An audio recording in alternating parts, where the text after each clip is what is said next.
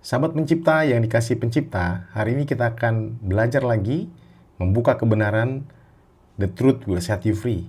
God is love, love is life, no love, no life. Pelajaran yang kita bahas saat ini adalah, apakah Alkitab mengajarkan kita menjadi vegan? Menelusuri sejarah makanan manusia dari Taman Eden, masa darurat, hingga pemulihan kesehatan di akhir zaman. Kita akan membahas dua konsep penting. Yang pertama adalah vegetarianisme.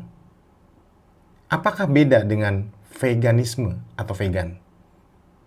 Vegetarianisme fokus utamanya adalah pola makan atau dietary choice. Mereka menghindari daging hewan, tetapi sebagian besar masih menoleransi produk turunan hewan seperti susu, telur, atau madu. Namun bicara mengenai veganisme atau vegan, bukan sekedar pola makan, melainkan sebuah gaya hidup atau lifestyle. Vegan menolak segala bentuk eksploitasi hewan. Jadi, mereka tidak mengkonsumsi makanan hewani sama sekali dan menghindari produk non-makanan yang melibatkan hewan seperti baju kulit, wool, kosmetik yang diuji pada hewan atau cruelty free. Nah, di sini kita harus paham dua dulu ya. Jadi ada perbedaan antara vegetarian dan vegan. Oke? Lebih lanjut, kita akan kupas terkait mengenai desain sempurna tanpa kematian. Apabila kita melihat kembali lagi di awal, bahwa pada saat Tuhan menciptakan dunia ini, yang pertama dikatakan makanan asli manusia, Tuhan memberikan tanaman dan buah-buahan sebagai makanan utama. Ini terdapat di dalam Kejadian 1 ayat 29. Manusia pertama sepenuhnya vegan. Kembali lagi, tadi apa? Ada beda antara vegan dan vegetarian. Jadi, Alkitab mendukung Kejadian 1 ayat 29, manusia pertama sepenuhnya vegan. Yang kedua, tanpa kematian. Tidak ada pembunuhan, penyakit, atau bahkan kematian di Taman Eden. Karena manusia pertama mereka hidup di Taman Eden. Yang ketiga, rencana abadi. Desain vegan ini awalnya dimaksudkan untuk berlangsung selama-lamanya. Sebelum dosa merusak dunia, kita lihat dan kita baca di Kejadian 3. Jadi, di Kejadian 1 sampai 2, kita melihat bahwa manusia seutuhnya vegan. Mengapa manusia mulai makan daging? Nah, di sini kita akan bahas, kita akan kupas 2000 tahun tanpa daging. Selama 2 milenium pertama, umat Tuhan tetap bertahan pada pola makan nabati, vegetarian. Yang kedua, kehancuran bumi. Air bah menghancurkan seluruh permukaan bumi dan membunuh semua tanaman. Ini kita bisa baca di dalam Kejadian 6 sampai 8. Izin daruratnya, untuk mencegah kelaparan, Tuhan memberikan izin pertama kali untuk memakan hewan hanya demi kelangsungan hidup. Ini di Kejadian 9. Artinya, teman-teman kita bisa baca bahwa ini izin karena ada kondisi darurat. Nah, apabila kita pahami ini, nanti kita akan dengan mudah mempelajari bagaimana mengubah cara pandang. Versi ideal atau desain atau rancangan Tuhan dari awal dengan versi darurat. Nah, kita dilihat di sini. Yang pertama, desain awal sumber makanan kita berbasis tanaman, vegan. Desain awal tujuannya adalah kesehatan optimal dan vitalitas. Dan desain awal juga dampaknya apa? Harmoni, kehidupan tanpa rasa takut. Karena tidak ada kematian, tidak perlu membunuh binatang untuk menghasilkan daging. Namun di sini kita lihat pada saat dunia sudah jatuh ke dalam dosa, di sini ada satu kondisi di mana darurat atau bertahan hidup. Pada saat kondisi darurat untuk bertahan hidup, sumber makanannya apa? Daging hewan diperbolehkan, saudara. Tujuannya apa? Untuk mencegah kelaparan ekstrim. Dan dampaknya ada kematian, ada rasa takut, dan penyakit mulai masuk.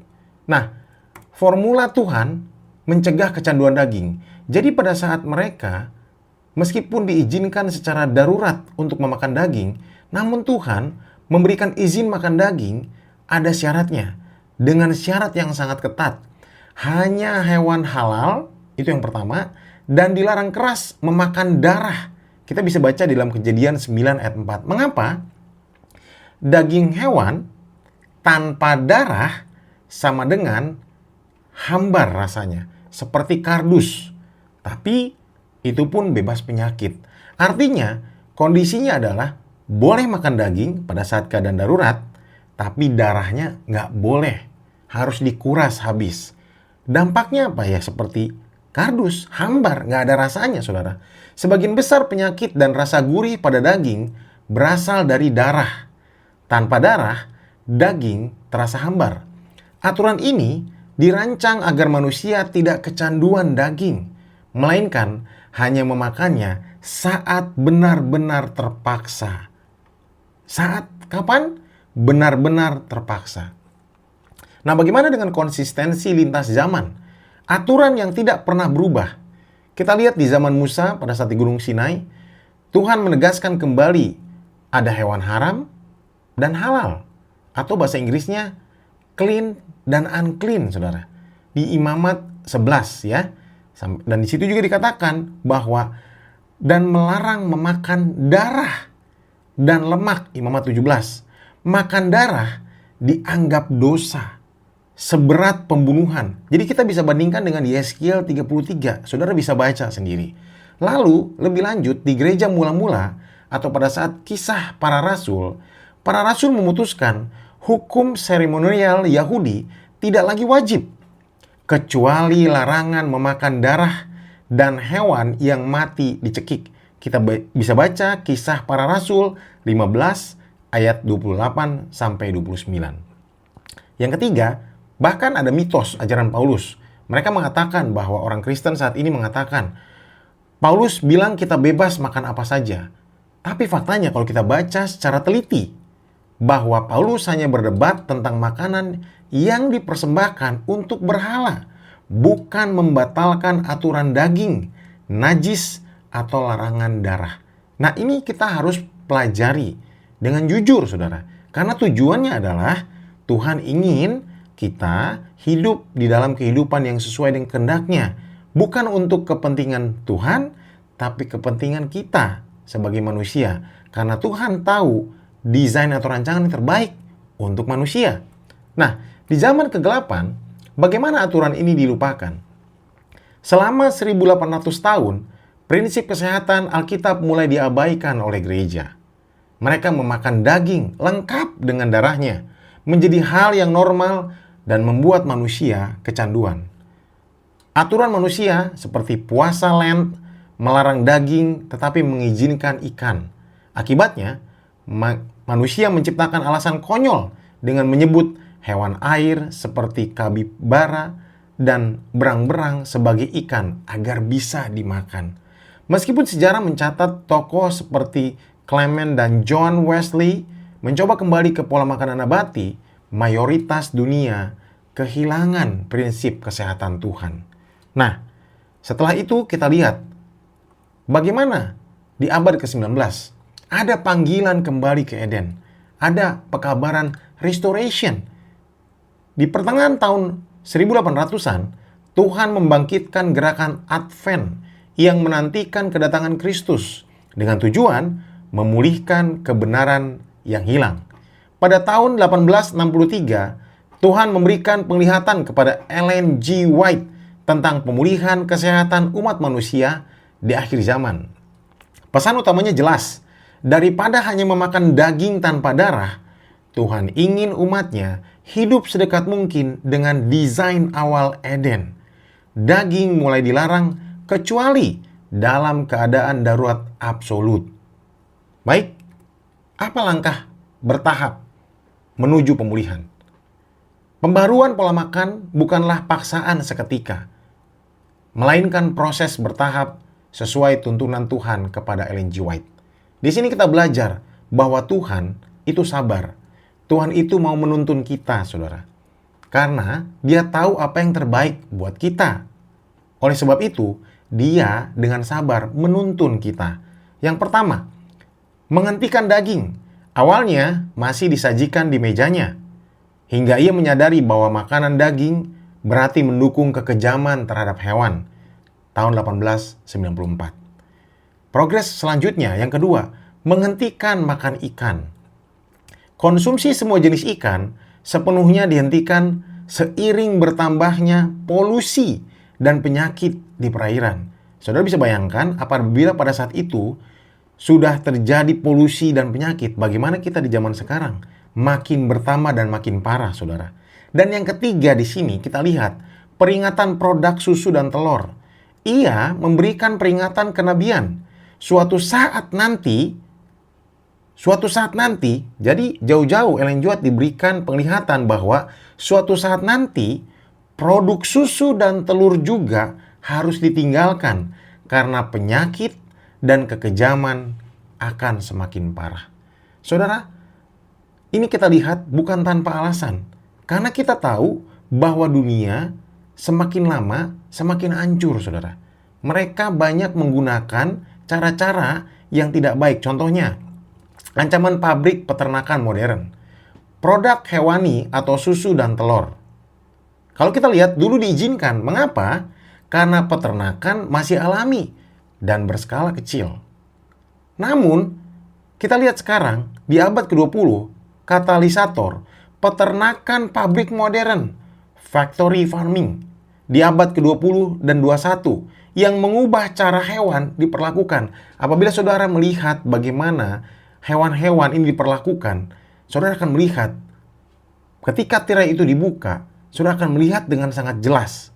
Dampaknya apa? Kekejaman dan penyakit, saudara.